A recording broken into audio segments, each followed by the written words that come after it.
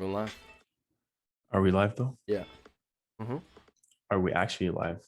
We are Because I'm actually I'm live. about to go off, man, for a second here. We are actually legit. I got a little bit of ranting in me to work on. So a bunch of things I want to say and get off my chest, to be honest. Oh my god, dude! I just had this.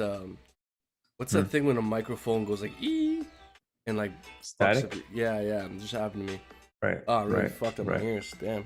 Yeah. I don't know what is going on with Look, my man, I mic think recently. wow, did you just hear that? What? Okay, it's a good thing you didn't hear that. What? No, what I'm saying is, yeah, maybe I think everybody knows here you need a new mic. I think it's easy to figure out by now. You think that's the issue? Maybe. Yeah. Yeah. It could. Yes. You know what? I think so. Yeah, because I'm having again. I don't know what it is, but when I get close to my mic, it sounds like it's gonna um make that like e sound. You know what I'm talking? The Oh east, shit. it just did it. It just did it. Yeah. So I Okay, don't know you if you're hear trying it to too. kill the audio here. What are you trying Yeah, to I do? We don't got know what that 47 is, people man. right now that just lost their ears. Yeah, my bad. Sorry, folks. I think I'm just gonna have to stay a little bit far away from the mic. Damn. Yeah, sorry about that. All Um, good, people. Thank you for joining in. I guess we'll wait for a couple of minutes maybe before we start. What are we saying? Buff on the beat. Hit that like real quick though. I'm still waiting on our you said you're gonna set up a quick fight here for charity. I'm still waiting on the invitation, to be honest the with you. details. Did you hear Yeah, anything from Buffo? I haven't heard anything from Buffo. Buffo, I'm ready to knock people out. Just sign me up. Okay, shit. All right. Well, you're real. Okay. Well, there you go. There we go. Just set it up, man. We'll be there. There we go. So, man, what are we saying today? Um, Bitcoin. well, Bitcoin is just doing its thing, huh? up or down? That's what Venter over here. Venter Mario says, is it going up? Is it going down? Well, folks, we're running up against resistance, finding rejection. So Right. this does look not good. Not good. Lower hourly time frames are looking weak. MACD RSI looking weak. We're right up against resistance. We still have not made a higher high quite just yet. And so, we're not looking too strong at the moment, man. I don't know what do you think? Man, look, man, are we gonna just literally brush over the fact that a bunch of shorts got squeezed and annihilated between yesterday and today? Is that something we're not even gonna mention? Do you Because have it on your look, side? yeah, I have it. I have the chart, and that's all I'm looking at. But look, we watch everybody, right? We watch all these other channels every single day just to see what the market is sounding like, to see who's saying the important things, who isn't, and that's what happens, man. A lot of these other different channels, like, oh, hey, take this trade right now, but by the way, you're gonna make a lot of money, but use my link here. I think I know who Use you're my link referring on to. buy. It is what it is, man. Use my link here because I'm gonna make money off of you regardless. I'm taking a percentage off of your trade. So, man, it's just that's what happens when you're just following things blindly, you know. Wait, And you're telling it's me bad for people, man. It's you bad. you shouldn't blindly follow what other people say without your own I rationale? think that could be the move. It's 2021, and I think that's what might be the smartest thing to do here, man. Because God, these guys were talking about Bitcoin breaking below the 30. As soon as we break below this, so take the short, guys, and boom! Look how quick of a recovery. It's a V-shaped recovery that gave them no time to react. No time, absolutely no time to react. And Bitcoin literally, and that's I think that's the main reason why we had this bullish day yesterday. It just pushed literally from here all the way to the top 15% because these shorts got heavily squeezed. Right now we're back inside again, and we pushed above not only this resistance that was previously a support, but actually pushed all the way above this previous resistance we had. So yeah, I think Bitcoin is now retracing back to this breakout point, man. That's what I think it is. I think we need, this is the breakout point that we had or we dropped. Now it's very important for Bitcoin to maintain that again, 35,600.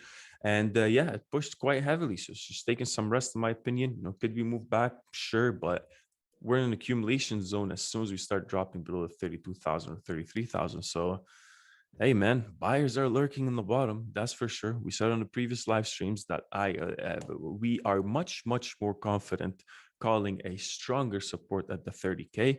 A break from this would actually have a huge support at the 30K, and that's what we saw. And you'll see here from previous times, even if you're looking at the daily as well. The daily, even though Bitcoin was falling heavily to the 30K, ever since May 19th, buyers refused any price action below the 34,600. This right here, it's telling you that there's accumulation happening here. Sure, we are bearish. Sure, we've been downtrending, but there's a lot of accumulation around as this zone over here. And yeah, which goes in line with this previous zone we had over on January and exactly at the breakout point that we had. So breakout points, supply and demand meet up. It's an inflection point for the market, and you're not just gonna pass through it like that. So yeah, man, I think I feel bad for some people, but I don't even know what I'm saying right now. I'm just happy to see this. Well, dude, like this is actually forming this, triangle, this symmetrical wedge. And by the way, I think I fixed my mic. I think the issue was I had the gain all the way up on my mic. That's why you guys were hearing some of those peaks and those spikes of volume. So sorry about that, but that should be fixed now. But guys, look, we were in this wedge pattern. We broke down bearishly. We made a lower low, but we got immediately bought back up. This is pretty significant. The market is telling us, we didn't want to go down anymore. We didn't want to go lower. So, man, this is pretty significant. And for me, as long as we can remain above this white line, then we could break out again. This white line here is the key inflection point in the short term because we broke down from it and we got back up above it. So the question is, will our wedge hold as support? We're currently holding it as support, but we really need to maintain basically where we're at now. We gotta hold $36,000. If we start to break below $36,000 again, then in that case, we would put in a lower high and a lower low. If we break below 36,000, I think we could definitely fall lower. Definitely, man. Yeah. Definitely. I think so. I think that's what we need to.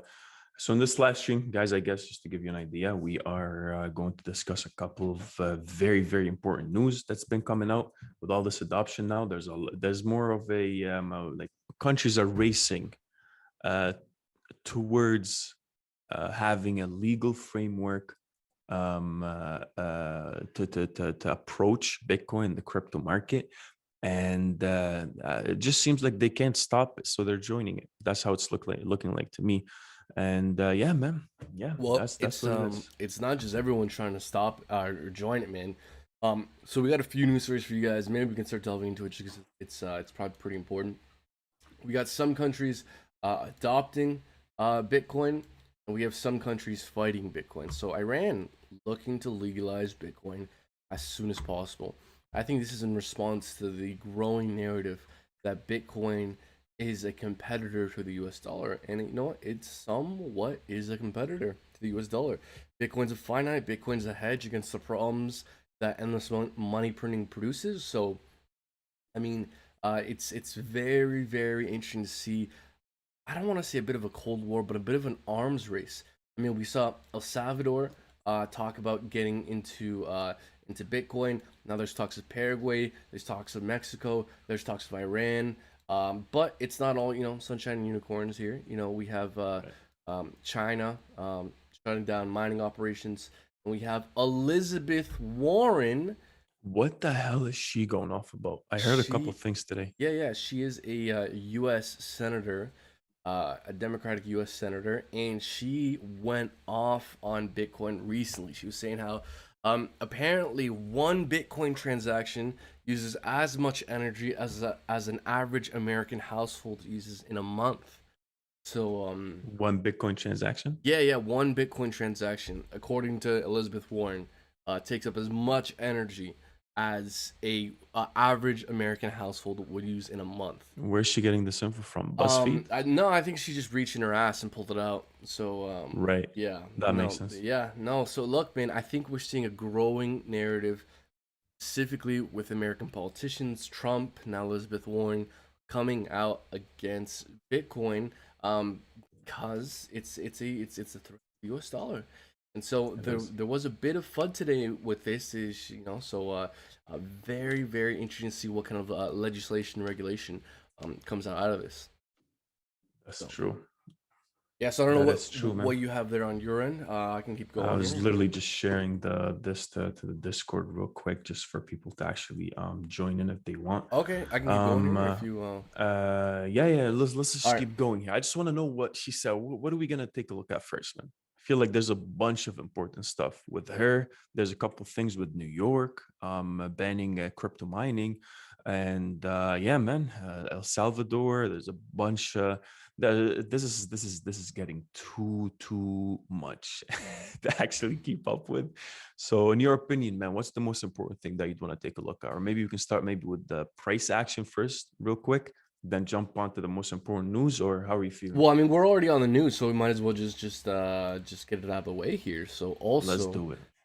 India is also considering classifying Bitcoin as an asset class. Now, India has been very flip floppy, but we're starting to hear signs, rumblings of India lightening up to Bitcoin and into cryptocurrency. So, man, look, we saw El Salvador officially adopt Bitcoin as legal tender. Paraguay's thinking about it. Mexico's thinking about it. India's thinking about it. This is a arms race in terms of adoption. So while that is kind of good to see, again, guys, it's not going to be a straight line to perfect adoption because we do have ignorant lawmakers and regulators don't really know what they're talking about legislating away Bitcoin, and they do see it as a threat. So it's gonna be very interesting to see how regulation plays out. Ultimately, regulation is inevitable and it's needed for mass adoption. So it's gonna be very interesting to see how this plays out over long term. Yeah, man. And I think, look, man, I think for specifically for the US, the US overall now with all these hearings with the big five, Google, Amazon, Facebook, all these big tech companies. I guess the US felt like overall, as soon as the World Wide Web started growing, and as soon as all these Silicon Valley's companies start blowing up and having their own products and services, not until it was too late for the US to have some sort of, I guess, control over that. And now it's more like they're seeing the same thing happen again, but more with digital currency as opposed to, social media and all that, and data collection. And yeah, I think they're approaching it from more of a, very, it's a very hesitant approach, I guess, rightfully so. But again, if you're not, if everybody, there's a huge dominoes effect happening in the market right now. So if everybody's hopping on that, that's more like, if you can't beat it, you gotta join it. And that's what we're seeing, man. That's what's happening right now, even with central banks. I got some information here. I don't know if you're done from your end with that, but I Go just ahead. want Yep. to also discuss, yeah, just this paper that came out from the Bank of International Settlements. So we actually do have the report here. But so Bank of International Settlements proposes hybrid and intermediated CBDCs, so central bank digital currencies.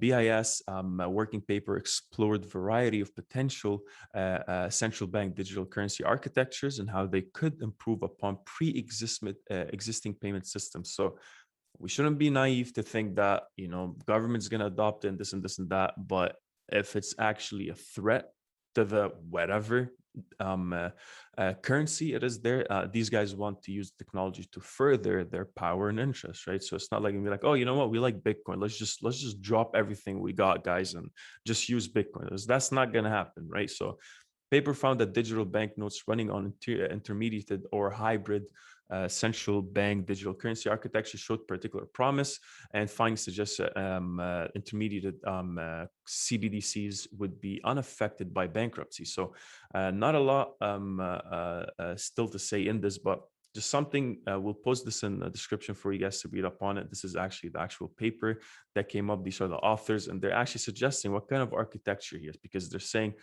currently, right now, the current so developments inspired by popular cryptocurrency systems do not meet these requirements that they want. So compliance with current policies internationally. Instead, cash is the model for CBDCs.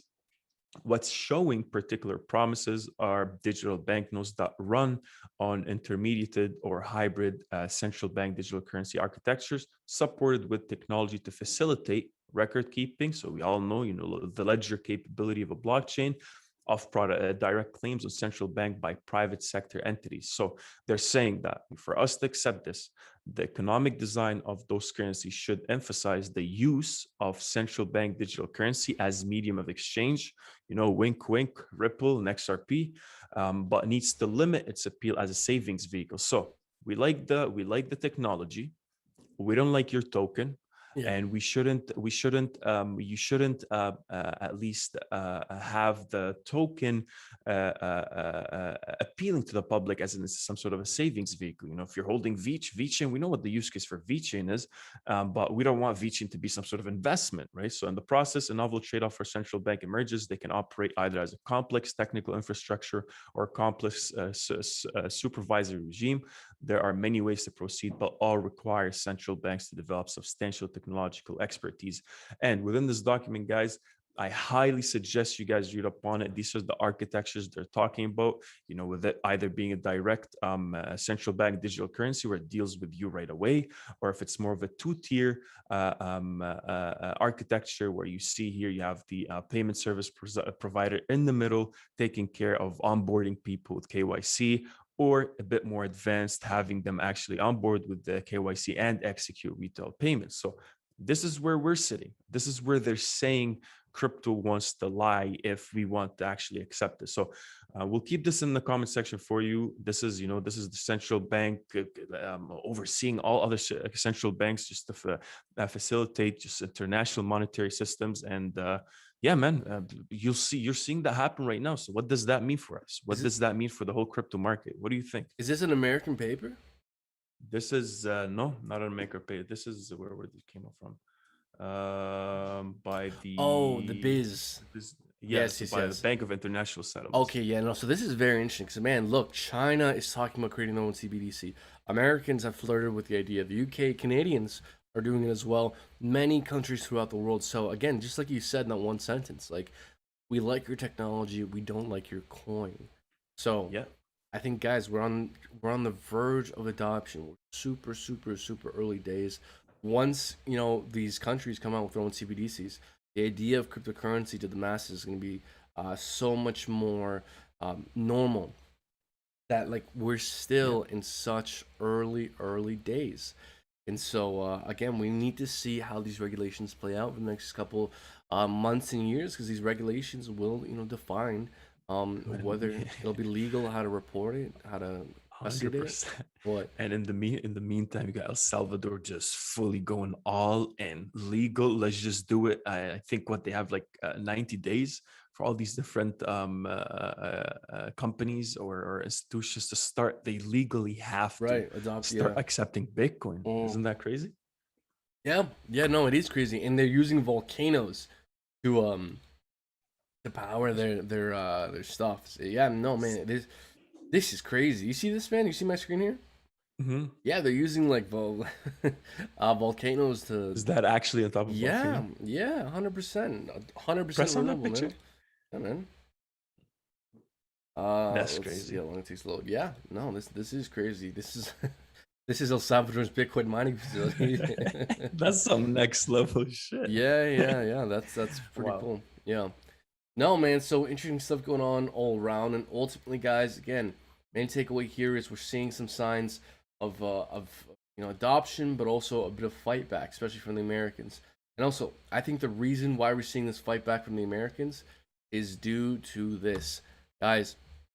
Inflation is going up. The consumer price index is showing that the prices of goods and services are increasing. Cars and trucks rentals, gasoline price, lodging away from home, travel, airline fares, the cost of major goods and services is increasing. We also have inflation numbers. The US's inflation rate year over year is at 5%. They're aiming for Oh, 2%. And this might not sound like a lot to ourselves, but this is very, very significant, because what's happening is that the Americans are printing trillions and trillions of dollars, prop up their economy. Nobody's working and they've been shut down for like the better part of a year. Their economy is in shambles. Nobody has a job, but it's being propped up with the printing of trillions and trillions and trillions of dollars, which is causing inflation. And so eventually, one remedy to inflation is raising interest rates, and that's a big deal because if the government, if the Fed raises interest rates, that will affect borrowing, lending, liquidity. There will be less money moving to the market. It will affect bonds. It's typically a very, very bad sign when the whole market is propped up by just spending and buying, because the raise of interest rates stops at spending and buying. So, I mean, look, man, the American economy is definitely not looking good. We're starting to see real signs of inflation. The numbers are starting to move up. The inflation is starting to move up. And Bitcoin and crypto is a hedge. And also, man, just to bring it back to like Ethereum and the altcoins, Ethereum will become deflationary this summer. July is Oh yeah. when it's supposed to become deflationary. So, look, man, crypto, Ethereum, Bitcoin are the solution to these problems. What happens when the fiat you use is being devalued into nothingness? Well, you have to buy something that's finite. Land, gold, Ethereum, Bitcoin. So the use case has never been better. The fundamentals have never been better. It's just the timing that's difficult. The short term is difficult to understand and difficult to predict. But we're on the right side of history being in crypto. We're on the right trade. We're in the right trade. The difficult part is the timing. Oh Crypto yeah. Nate in the comment section over here says, load up on Ethereum 100% on financial Load it advice. up. But man, with Ethereum, becoming deflationary and scalable within the next 1 or 2 years here, I mean, this is going to be one of the biggest years for Ethereum's in its history, I think, man. 100%, man. Of course it will be. And did you? Oh yeah, you're the one who sent me it. Let us know, guys, if you watched Vitalik's podcast. Man, he had some interesting things to talk about. But I guess one of the main things is, yeah, like with all this that's happening right now, obviously, energy use and green energy and sustainability and all those big corporations has been a very, very what's it called, like Bitcoin's in the gray zone when it comes to that. Like, sure, we were it's energy intensive and all of that, but now the survival of some of those new corporations, depends on how sustainable they are and what they can actually do to the environment. So you got a bunch of shareholders that are actually, investing in what even Tesla, pressuring Elon Musk, saying, look, if this thing is not sustainable or it's not good for the environment or whatever the case might be, right? Whatever image, quote unquote, we're trying to project, we don't want to be a part of it. So, proof of stake is definitely going to bring a lot with it. And the biggest factor, it's going to make it easier for adoption by those big corporations, just backing the whole sustainable development aspect of cryptocurrency. So let's see how that plays out, man. Let's see. We got we got countries mining Bitcoin in volcanoes now, just harnessing whatever What a crazy world energy we they live got. in, man. It is, man. Look, at one point, honestly, this could be very far-fetched and could be a very radical idea, but with Tesla and all the having facilities that are just harnessing solar power or wind power, whatever the case might be, and having a surplus of energy. We have a lot of surplus of energy in some of those states in the West, in the US, and what better ways, if it's renewable, I'm talking about renewable, what Mm. better ways there are to have in some sort of monetary system. So it's a completely revolutionary idea, right? And look, man, with Ethereum, I'm pretty sure this thing, once they just roll the damn thing, they just roll it out, and let's see how it does. But yeah, man, let's see how that. Someone's saying you two are hilarious. Man, look, bro. Um, Ethereum is the thing that the next global decentralized financial system will be built on top of. The next global decentralized NFT network and interoperable ecosystem will be built on top of. What the next, fi- internet of finance will be built on top of.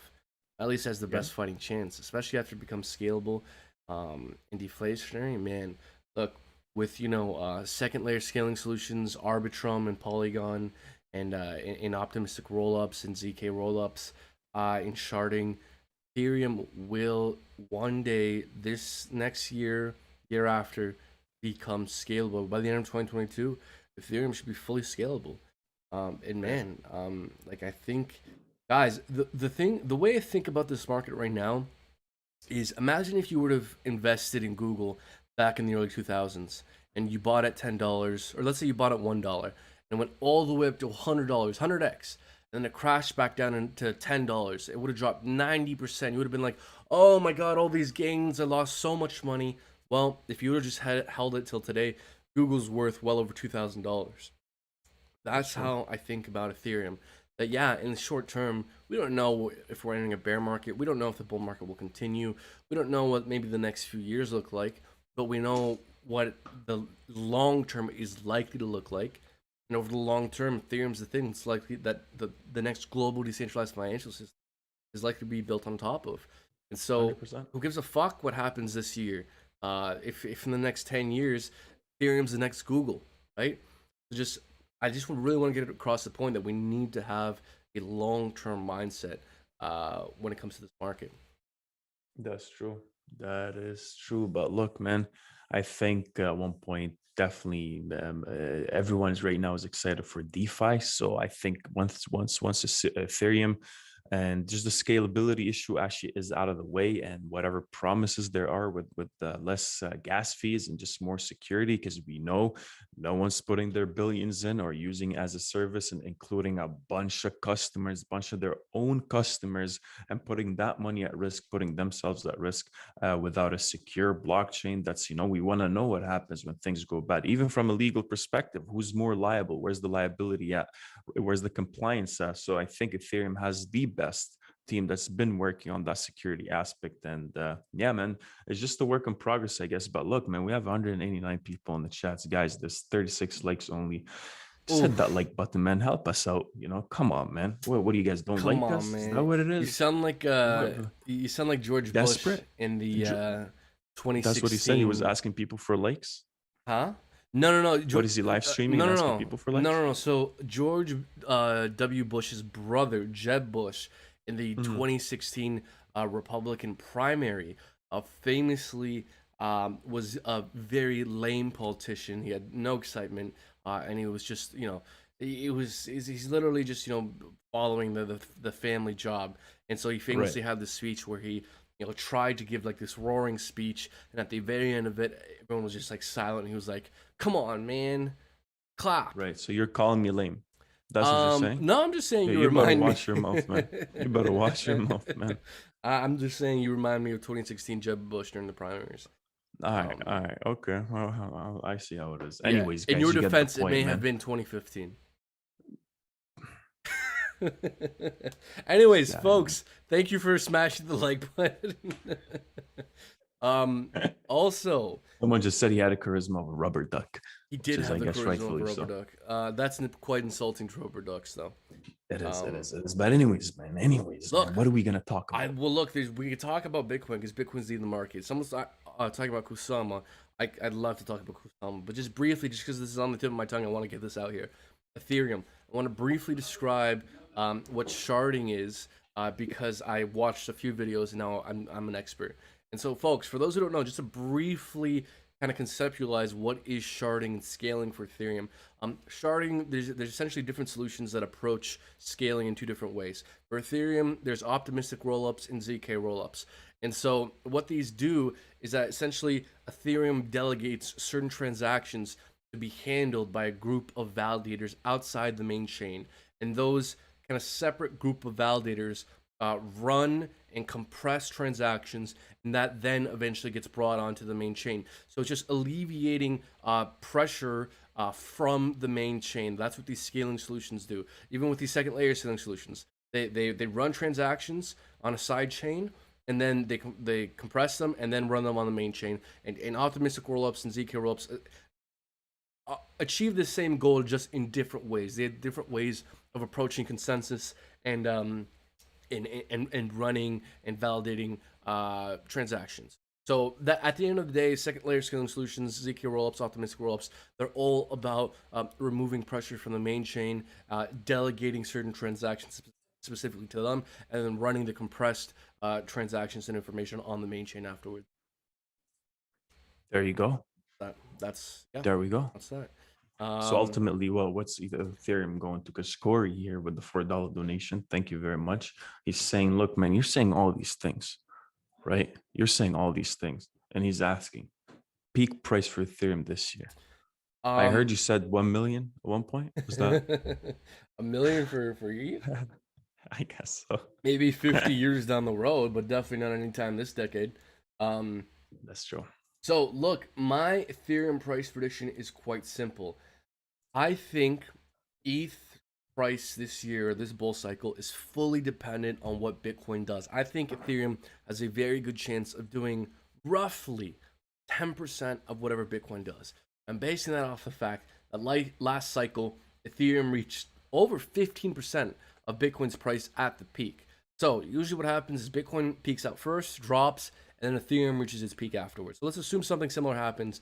So let's assume, ETH maybe has a good chance of doing something similar that's happened historically, maybe reaching 8%, maybe 12% of Bitcoin's price at the peak. So if Bitcoin goes to 100,000, I think Ethereum, especially after it becomes deflationary in July, has a good chance of maybe reaching 10,000.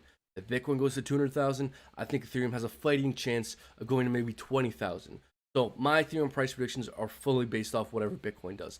If Bitcoin goes to 200,000, I think ETH has a fighting chance of going maybe 15, 20,000. If Bitcoin goes to 100,000, I think ETH has a good chance of maybe going around $10,000. So roughly Look, 10% man, of whatever Bitcoin does.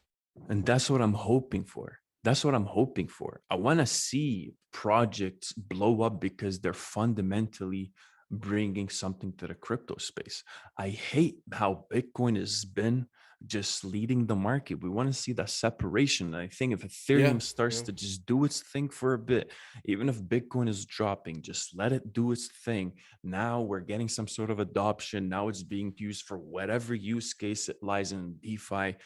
I want to see Matic blow up just because, oh, hey, look, Ethereum is having a bit of trouble scaling solutions or whatever the case might be. Matic is coming in. Some of those protocols are actually migrating through Matic or migrating to the Matic blockchain connected to the virtual machine, to Ethereum's virtual machine for whatever case might be, security or lower transaction fees or more interoperability or faster transaction speeds, because that's what Matic is providing. I want to see it go up regardless of what Bitcoin is doing. And I hope at one point with, because everybody right now has been talking about Ethereum flipping Bitcoin or whatever the case might be. If that actually happens, man, I think that's going to be the first, like, what is it called? That first break in the loop, this toxic loop we're having with Bitcoin. Because once Bitcoin drops, whatever's going on with Ethereum, whatever's going on with the altcoin market is just, following Bitcoin. So hopefully we just, that flips at one point and Ethereum does its own thing so it can just lead the market, man. Yeah, and I would also hope, and I think maybe eventually that would happen. But again, my stance is because Bitcoin has always led the market, and even recently, alts dumped because Bitcoin dumped. They didn't dump because they got shitty themselves. No, it was because Bitcoin. So we've seen nothing but consistently all throughout the existence of all crypto, Bitcoin affecting and leading the market. So for me, man, I agree with you. I would like for that to happen. One day it may happen. But for me, I'm not going to allow myself to get my hopes up until I've seen concrete evidence of divergence. Because we could speculate about when divergence may come, and it could come this cycle. It could come 10 years from now. It could come 20 years from now. So for me, it's like, why should I get my hopes up until I see the actual evidence of divergence with Enough Bitcoin? with Do you know what I'm this, saying? enough with this negativity, man. Enough with one, enough. I'm tired. Guys, boo this guy. What are you guys doing?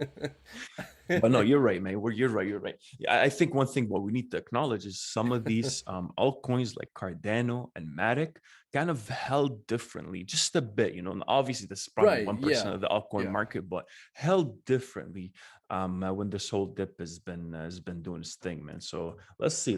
See, Corey, that's what you started. This is what you You started. see, Oh, Corey, he's what you actually back started? again. $5 donation. Thank Thank you you. again. He's Thank you asking very much. for also VECHAIN price prediction. Thanks, guys. VECHAIN. What do you want to say about VECHAIN? VeChain, look, man. Again, so it's so one thing we got to keep in mind here is that it's fully Bitcoin's market, all right. And Yeah. so whatever Bitcoin does will lead the market. Again, we would love for these altcoins to act independently, but Bitcoin is completely influencing the market. If Bitcoin recovers, things like VeChain will recover.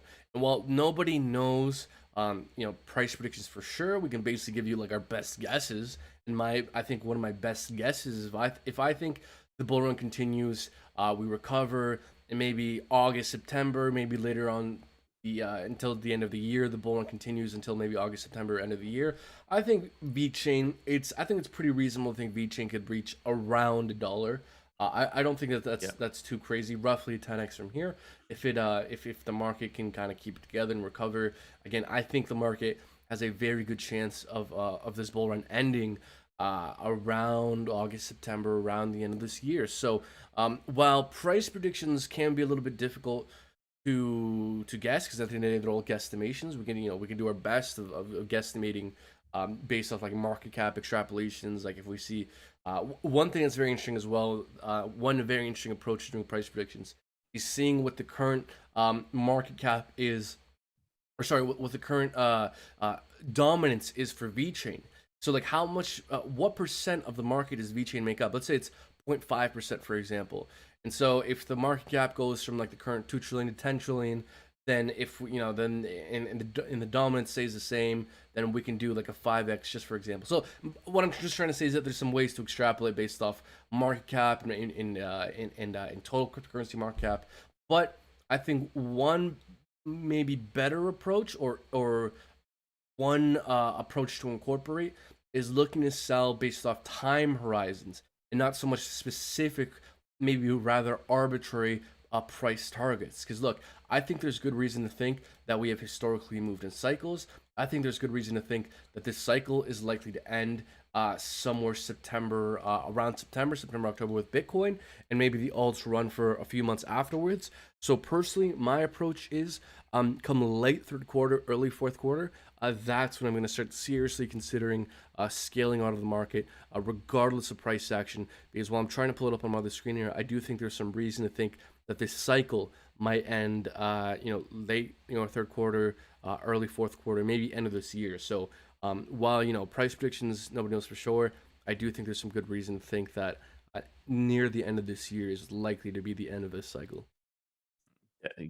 Yes, sir, 100%. And Yeah. and no, I would say like even for VeChain specifically, like you'll see that the price action is pretty similar. I don't know if you can see my screen here, but Yeah, I'll the go to your price screen. action is pretty similar to what Bitcoin has been doing. So maybe just a rough thing to keep in mind is with how Bitcoin is having a downtrend, VeChain is having a steep downtrend back to January levels. As soon as Bitcoin starts to move sideways, VeChain is moving sideways as well. So my opinion, my projection is, I guess, with everything you just said, if we want to just maybe give Corey a bit of a concrete maybe price level, conservative, in case of if Bitcoin continues to go back up to these previous higher levels, I think VeChain can easily get back up to the 20.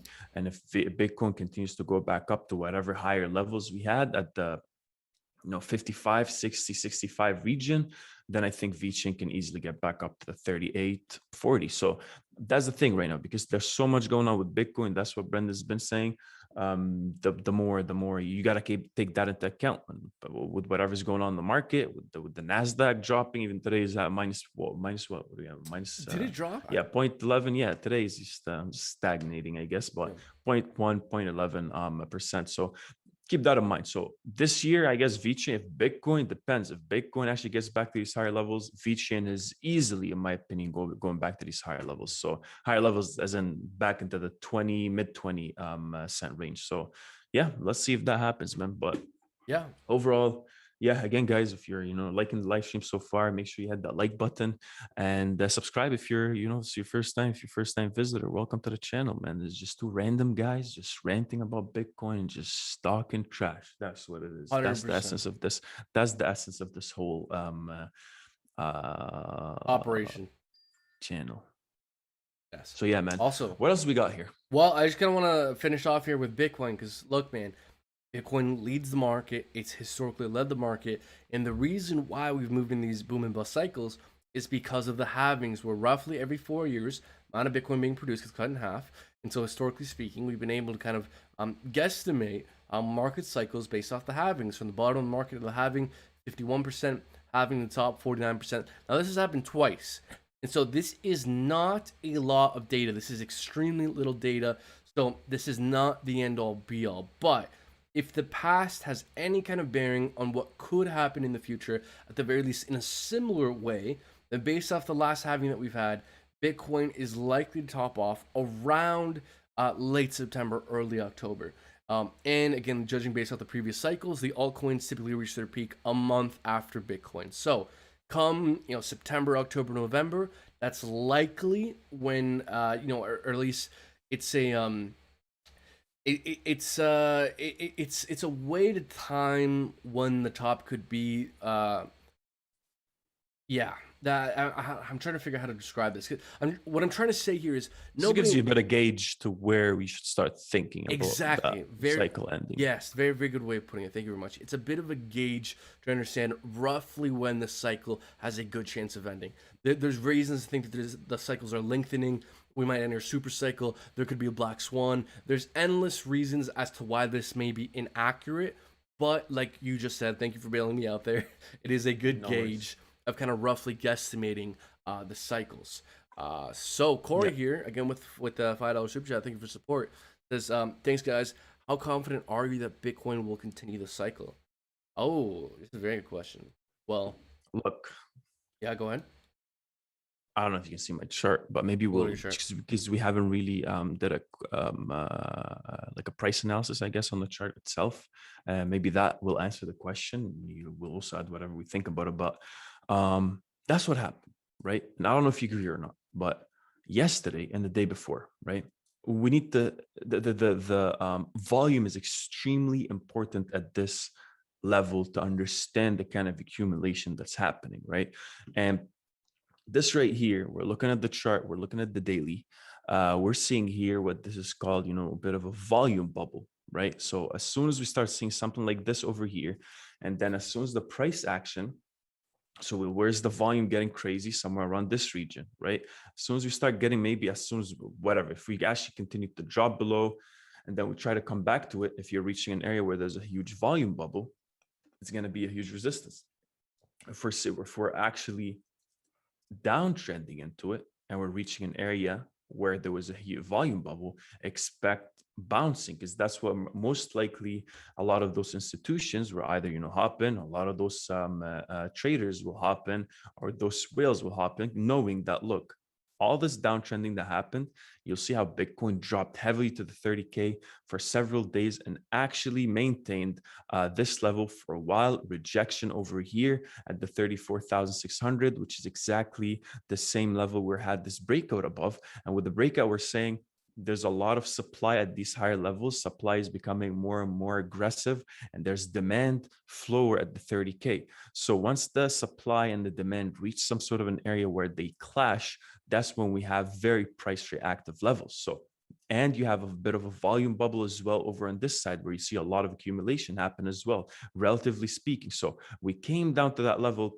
again, and we're seeing that the market reacted according to that price action with the volume. And yeah, as soon as we got stuck in this wedge, we actually had some sort of a breakout. So maybe if we go to the 15-minute, you'll see it more clearly, and I'll zoom in here. But if we just zoom out a bit, we know exactly where the buyers were coming in as well. And as soon as we broke that support, you'll see how we just literally dropped heavily. But we dropped heavily where into an area where we don't spend too much time at. And that's what happened. You saw the market reaction happen right away. So if we're looking at the daily here, guys, and we'll see on the day where we had that breakout, a breakout like this, especially after a downtrend, we're expecting to actually break out of it. A lot of traders would be aiming for something where at least the base of this wedge will take you to in terms of where the breakout is. And then we're supposedly supposed to go actually to the 23K just from a technical standpoint. But the problem is the volume at this level at the breakout was actually pretty low compared, and not significant previous in terms of the previous days. And yeah, you'll see that the body of that candle was pretty significant. So it shows you that sellers were actually in control. But the next day we had more volume, more bearish, but you'll see how more volume actually caused the price action to drop all the way down, but then again get accumulated pretty quick. And then that signal to the market the next day that look, buyers are lurking here. When we dropped, there wasn't a huge volume that was involved. The next day's movement downwards as well was met with a lot of accumulation. We're at an accumulation zone. That signal to the market that buyers are actually lurking on the bottom here. And boom, the next day we're seeing this. So now we're above this level. Now we're above this level. Now we're trying to see, we're gauging not only above this level, we're above the breakout. We're above where, typically the price actually will drop and then come back up here to retest this, because we haven't really retested it yet. The support now is, is it a resistance or not? It's supposed to come back down here, but it didn't. And it actually continued to break above. And now we're above this previous resistance. And we look at this now. We're looking at the 4-hour, man. You see again some sort of accumulation happening. Obviously, the market is indecisive. We're meeting a lot of resistance, but it's showing you that the shorts got squeezed heavily, and we're at an accumulation zone. So how is that gonna happen? What's this gonna tell the market if we actually find that support? I want Bitcoin to remain above the 35K right now to hold this. Buyers showed up, and yeah, man, if this actually holds and we continue to break above these levels, at least the 39,000, get back to the 40K and hold it, then yeah, I think Bitcoin is to continue to move upwards. And this was just a rough patch that Bitcoin was over. So yeah, man, I don't know what you think. Well, look, man, there's a lot of things to consider right now. Number one, I personally have some reasons to feel a bit optimistic, a bit hopeful, like this El Salvador news, literally one of the biggest news events, biggest stories of adoption in Bitcoin's over a decade-long history. So, things like that, things like, Paraguay and Mexico looking to adopt Bitcoin is giving me some hope. And I think we're seeing that reflected in price action. That's kind of why we pumped. But with that being said, folks, at this point, there's no need to talk about feelings, intuitions. Sure, it's great to talk about, our inklings, our experience and our wisdom. But at the end of the day, if we want to understand what's going to happen next, we need to follow the price action. The price action will tell us what's more likely and what's less likely. I see a lot of people on YouTube talking about their gut feeling and focusing purely on the fundamentals. Right now, fundamentals are great for understanding the long-term picture, but right now, technicals are driving the market. And whatever way we break out next will be extremely telling. So, if we want to know whether the bull trend could continue or whether we're likely to fall further, the price action will tell us what's more or less likely. So, if we zoom in here in the short term here, really, it's very, very simple what we need to see to start feeling bullish again.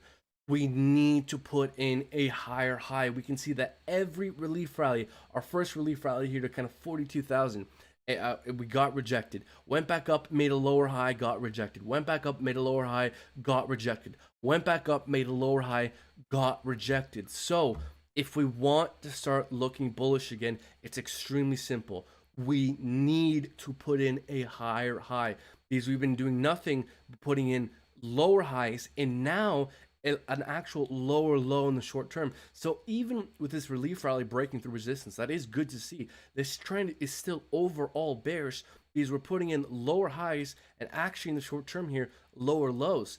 So even still, this trend is leaning bearish. So if we want to look more bullish, it's extremely simple. We need to make a higher high. We need to get above 39,000. And if we drop below 31,000 again, that's very bad news bears. Very no bueno. And so for me, I think we're forming a very macro head and shoulders pattern, and a new lower low below $30,000 would constitute a bearish breakdown from this head and shoulders. And the price target for that is bottomless. And so I'm using 30K as the inflection point, as the tipping point, where if we go below 30K again, I think that would make it more likelier than not that we're entering a bear market. And so if we go below 30K again, I'm probably going to move out of the market in the stable coins. But as long as we hold above 30K, there's some hope that we could continue to recover. And also, just to give you some tangible price targets, very clear the specific levels we need to get above. There's four specific levels. Number one, make a higher high. Number two, get above 41, 42K, these 200 daily simple and exponential moving averages. Then this white line, the 50 SMA, historically very price reactive. So 41, 42K, and then 45,000. and then right around 50,000, this red trend line from all-time highs to the next lower high. Because each layer of resistance we break above and retest bullishly makes it more likely that we can continue to trend upwards. So if we do something like this, break above, come back down, hold this previous high as support, then we can retest these EMAs. If we can break above, come back down, hold it as support, then we can test this white SMA. If we break above that, come back down, hold it as support, then we can break above this red trend line. If we can break above this red trend line, come back down, hold it as support, then the bull run It's can continue. Okay. Straight to $1 million. So I know that was long-winded, and I apologize if I went on, if I rambled too long there, but No, it's not. that's really what I'm looking out for, folks. At the end of the day, confirmation. The price will tell us what's more and what's less likely. And every higher high makes it more likely that the trend will trend bullishly, and every lower low makes it more likely that we continue to trend downwards. So wait for the price action to tell us what's more likely. Definitely, man. Definitely. One thing we can't disregard is the fact that accumulation has been happening. And you're right. When it comes to accumulation, once we're pouring billions in or millions in or whatever MicroStrategy is doing, price is extremely important for them. They want to buy at lower prices. So we're seeing that accumulation happen. We see it since May 19th. It's been happening. And yeah, obviously there's a lot of negative news out there. The whole market is polarized, but we want to see what's going to come out, right? Who's going to win this? And yeah, I agree with you, man. It's just a matter of just giving it, just being a bit patient. Now there's more factors that got into this equation, more variables, politically, economically, socially, environmentally, from all different aspects of what this service or what this product has. And yeah, at the price action, at the fact that people want to buy at some sort of sale, you know what it's capable of.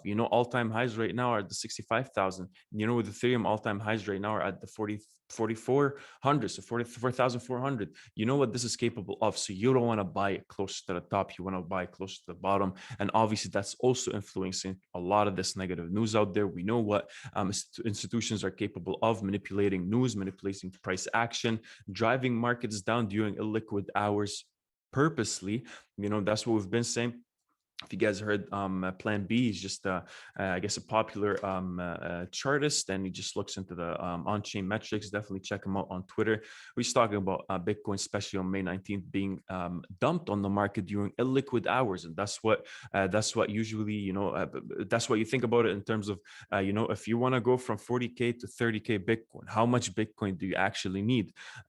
Is it $10 million worth of Bitcoin or $100 million worth of Bitcoin? But what we know for a fact, during illiquid times, during illiquid hours where there's not a lot of liquidity in the market, it will definitely take you less and less Bitcoin actually to be dumped on the market. So the coordination that's been happening, coordination with the news, how it's very split up, and what's been happening with China banning crypto.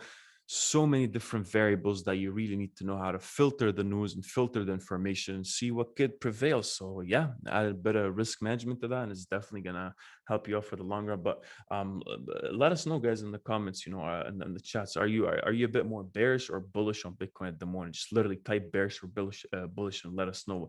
We just want to see what most of you actually are thinking, because we put out a poll almost an hour ago and a couple of days ago, man, and we never had that one poll where you had more people are being bearish than bullish. Today we have 47 people. A couple of days ago, 50% of our people, participated in the poll, said Bitcoin is going to 30K, which it did, obviously. But closer and closer to the dates we had here, you're seeing that more and more people are actually voting bearish on our poll. So let us know in the chats. Let us know what you're actually on, so just we can understand what the market or what the people or what the audience is saying, man. Yeah, and I see Crypto Nate in the chat saying we should collab sometime. Be fun to come on the show. Definitely, man, hit us up. Yes, I'd be down. So, what else are people saying? And people are saying they feel bullish. 6 million Salvadorians are buying Bitcoin. Bull, yeah, man. Look, again, look. While we don't know and we do need to wait for confirmation, I just think this was the mother of all shakeout. I think the institutions, the rich, the powerful, they're realizing what's happening with the dollar. They're realizing crypto is the next major asset class. They're realizing the growth potential. And so they didn't want to buy a run up because institutions are smart and they don't chase pumps. They buy when nobody else wants to be buying. And so I think this was the opportunity for the big players to start accumulating. And we're seeing that, man. We're starting to see Bitcoin start to leave exchanges ever Is that since actually? May. What? Is that actually? What? Bitcoin leaving exchanges? All exchange? Wow. I actually haven't checked Yeah. this in a minute. Yeah, no, dude. So ever since mid-April, Bitcoin has been entering exchanges ever since the market first got spooked, which is this is typically a negative indicator, Bitcoin entering exchanges, because that's more selling pressure. But as of recently, we're starting to see Bitcoin leave exchanges once again. We're starting to see accumulation. So this is very interesting to see. We saw recently, what was this? I believe this was June the June 8th. 7th. Yeah, but this was for June the 7th. We had a massive outflow of Bitcoin, the largest outflow in a year, 22,550 Bitcoin outflowed in one day from exchanges. So we are seeing institutions buy the dip here, and so as well, just to bring it back to Plan B, because Plan B again, does the stock to flow model, doing price predictions for Bitcoin. We sometimes overperform and underperform this thing.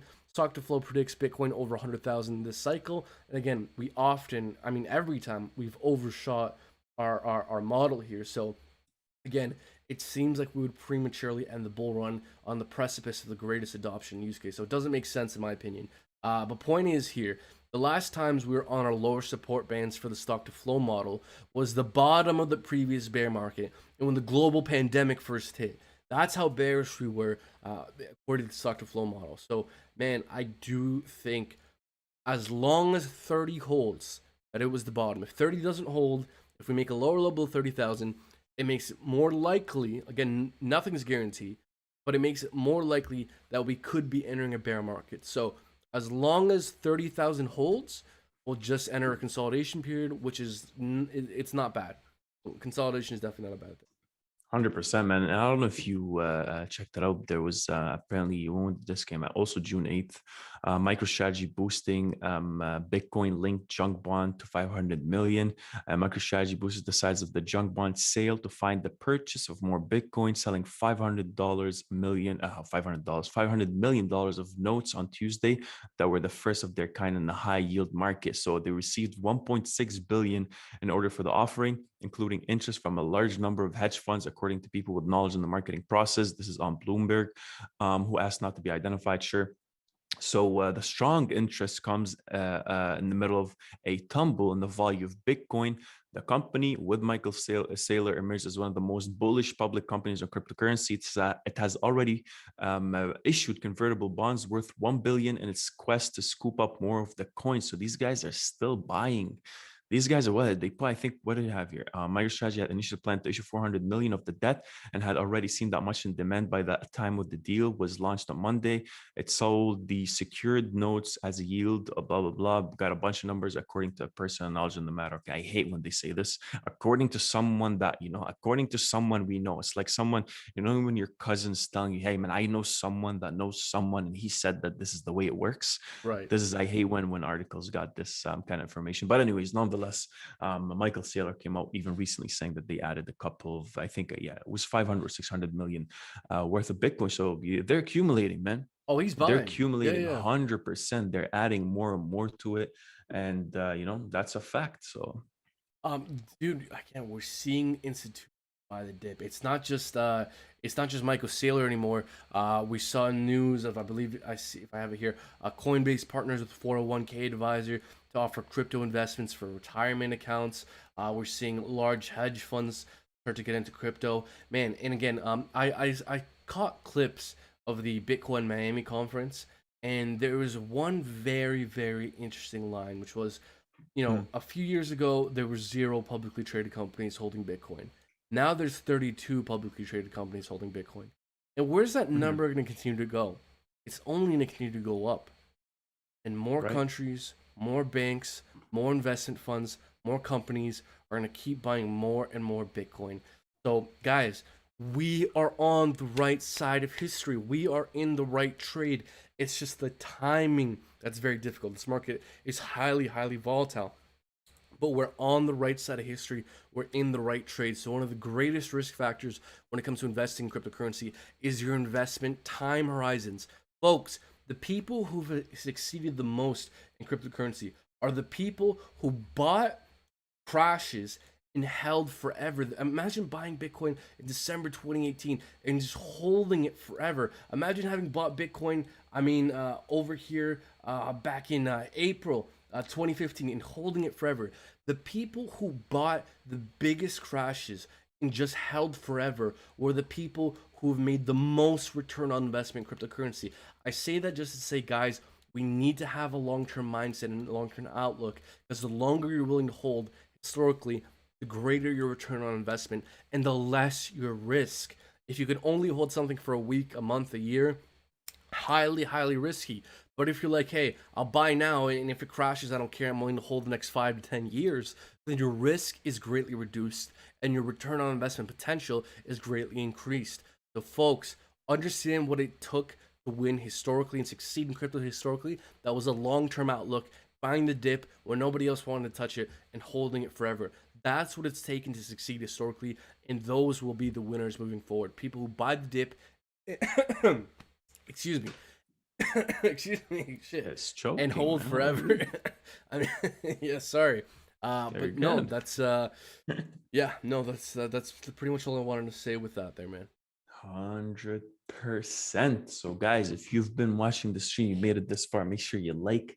It helps with engagement. Thank you for watching. Thank you for listening to us rant. Kryptonate holding Kate coin or cat coin for 5 to 10 years. I don't even know what that is, to be honest with you, but 100% good for you. You got to talk about it here in the live stream at one point. Hit us up, man. You got to be here. Yeah, next couple of days. Let's just make it happen. Nima saying you're a legend. Ledger's not legend, whatever the case might be. We are a Ledger. I don't even know what they're saying. Also, give intake. We need $700 billion just to go back to all-time highs, different times. Sure, yeah, I guess so. But majority of the chat here is a bit more bullish.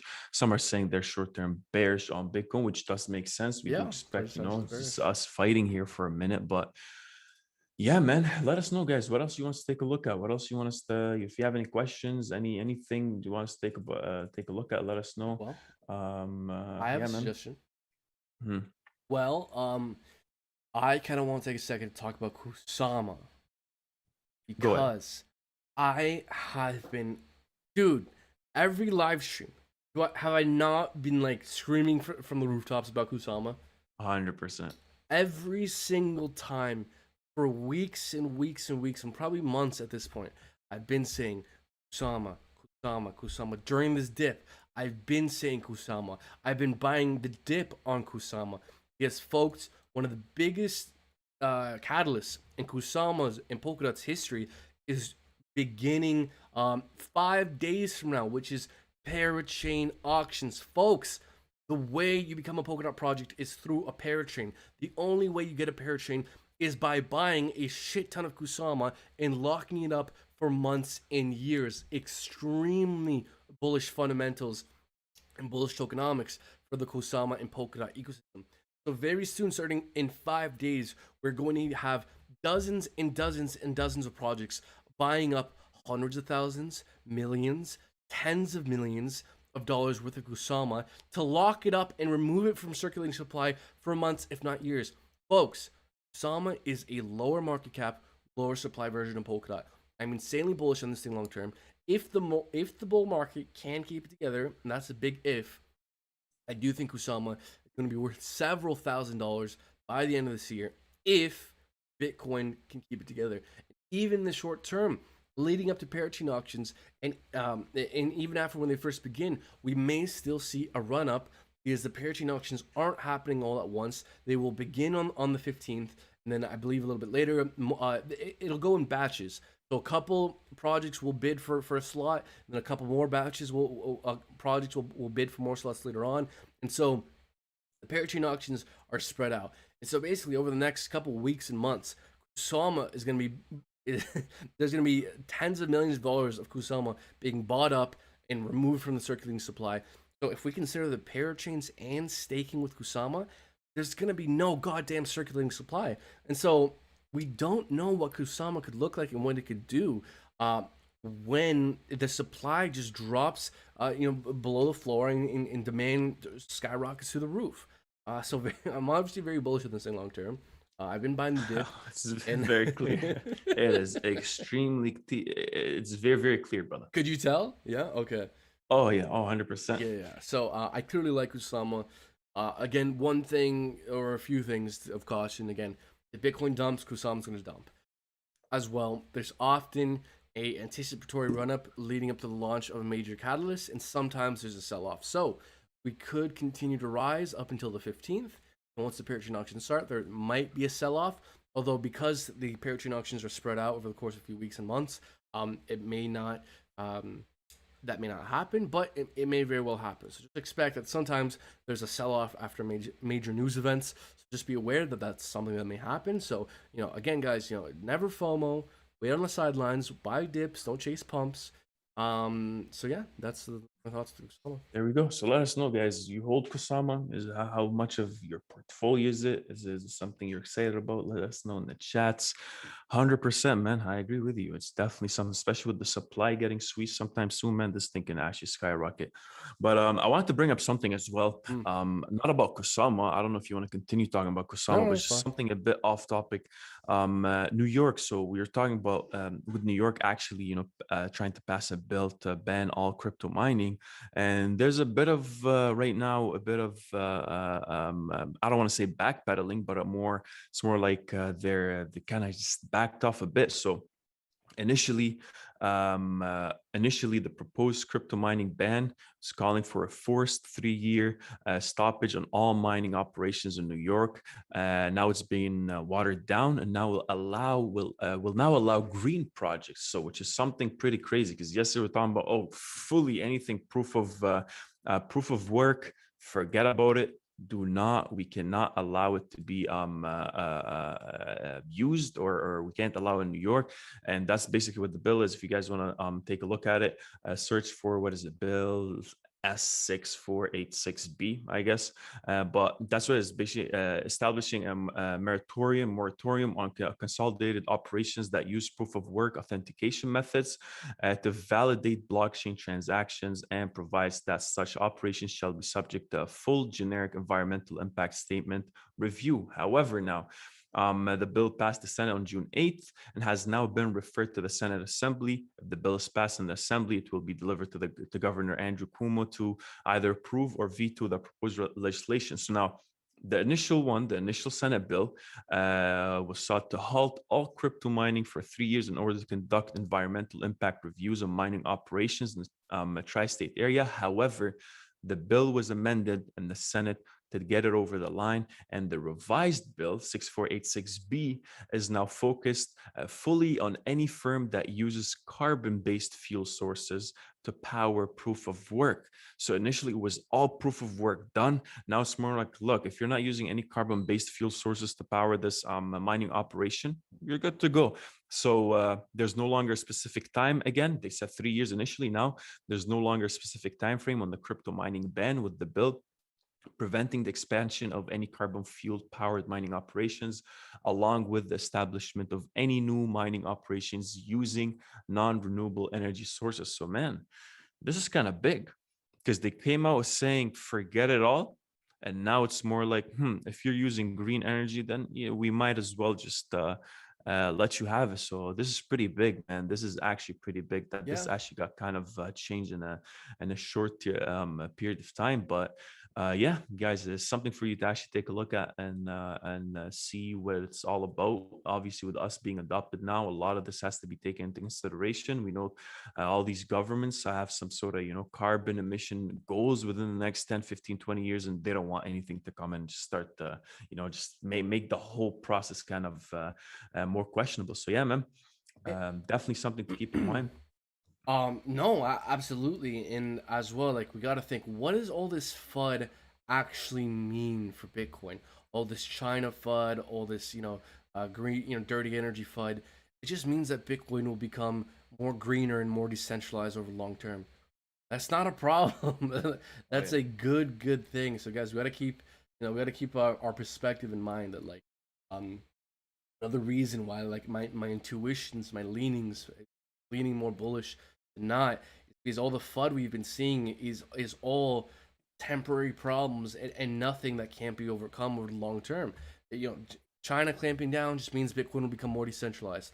All this FUD about Bitcoin being dirty just means that it'll become greener. These are not long-term problems. These are not insurmountable issues. So again, guys, we're on the right side of history. The trade is correct. The timing might be off. The timing might be difficult to understand. But if we're in solid projects, then I think whether we're entering a bull market or entering a bear market, we're still in a bull market. Solid projects will survive a bear market, come back next cycle, make new all-time highs, and enter price discovery once. 100%, man. So now let us know, guys, if there's anything specific you want us to take a look at. Thank you for, I guess, continuing to listen. Look, man, Bitcoin right now looks like it is trying to find the support, huh? Specifically at the top of that wedge. Obviously, we're connecting the tops from here to here. I guess this would be the initial line of resistance. We tried to break through it a couple times here, it didn't work, and then we actually tumbled down. Now we're back above it, and even if you're looking at the 30-minute chart, you're seeing that we are, as soon as we kind of broke above it, we came back down, retested it a bit, and boom, buyers showed up again. So you want to see now we're exactly at the same level again. Looks like the 3600 is the place where where it's actually thousand. What did I say? 100. That's fake news. 36,000 guys. So as soon as we actually get back to it, looks like we are trying to find the support, and we've been kind of downtrending here for the past, what do we have? Probably like 5-6 hours. So are we? Wow, what is that noise? What is? Are we? I don't even know. Did you spring a leak? I don't even know it's a pipe. I'm about to explode, guys. You're gonna see that on live stream. Hey, don't explode. But yeah, man. There's no exploding allowed. Yeah. Is this gonna be the support?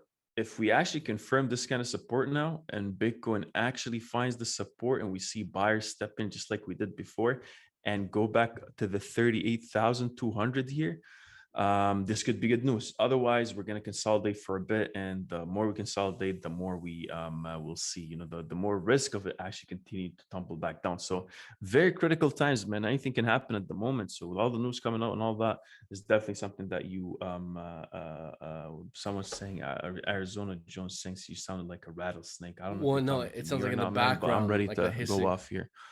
All right, see, I take everything offensively here, guys, so you gotta watch out, man. Yeah, it sounds like you have like a snake hissing at you in the background. Yo, how do you feel about snakes? Did you ever have any pet? Like, how do you feel about like snakes as a pet? Definitely never had a pet snake, that's for sure, and I would never own a snake, and I hate snakes. Well, you should double check, because it sounds like you might have one. No, it's just my yeah. No, I got you. Again, well, let me just mute myself. No worries.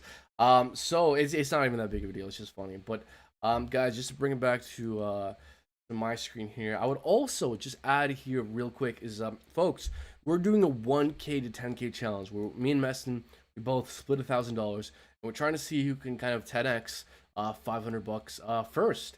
And so we're going to be creating a new section in our Discord group where we can share our exact entry prices, support and resistance, price targets, and basically share with you guys the exact trades we're making to try and flip 1K to 10K. And so I was actually in audience, and I'm currently down.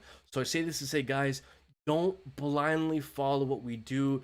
Okay, the whole point of doing this is just to give you guys an idea of how we approach trades, what's interesting, just something to keep on your radar that maybe you can learn from. Please do not blindly follow what we do, because I got into audience at around $1.40, $1.50, and I'm currently down. So just please understand, do not blindly follow what we do, but we will be creating a channel, a new section in our Discord group where we are going to be sharing the projects that we're buying, exact prices, entries, exits, that kind of thing. So join our Discord group as well. We're going to be doing all our buying and selling based off of Tani.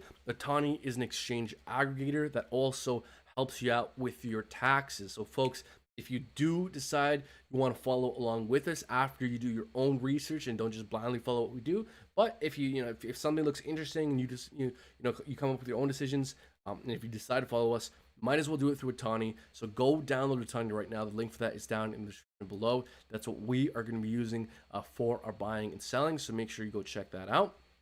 And so, Wait, back? I've been here. Okay, what's going on? Is everything okay? There was just a pipeline leak. It's just nothing crazy. Okay. I'm kind of dizzy a bit. No, not much. And oh my god. Are you actually? Okay, should we wrap up? No, I'm joking. Okay. All right. Well, you there? You still there? Hello. I'm here. It's fine, man. It's whatever. It is what it is. But are you okay? Should we wrap up here? Or? I'm good. I mean, yeah, I said everything. Unless you we have more to say, then definitely. But we're pushing the hour and 15 minutes here. So unless we have something else to say, then let's just do it, man. No, guys, join our Discord group if you guys want access to follow our 1K to 10K challenge. Go download Otani. That's what we're gonna be using for our trades exchange aggregator. That also helps you out with the taxes. Go download it right now. The link is in the comments and in the description.